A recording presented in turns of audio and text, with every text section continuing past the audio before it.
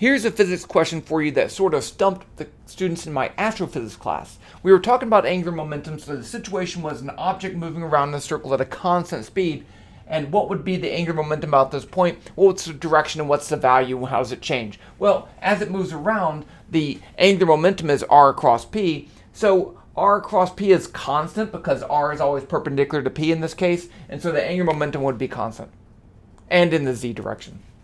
But what if I move to point B down here?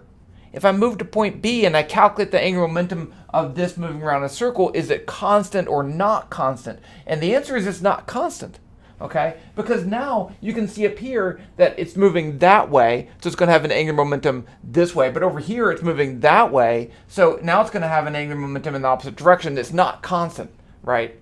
So R and P are not in the same direction or perpendicular to each other, it's not constant.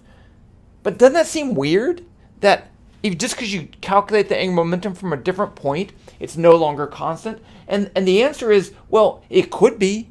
It could be if you have no torque on the system. Right here, if this is some force applying that makes it move in a circle, well, that's going to be zero torque about this point, but it's not zero torque about that point. We can fix this if we consider this to be an object and that to be an object with equal and opposite forces. So now this is going to actually move, and if I calculate the total angular momentum down here, it's going to be the same, or it's going to be constant also. The total angular momentum here would be zero, but now we have that point that moves too. So you can fix the system, and this is what we have to do with planetary motion.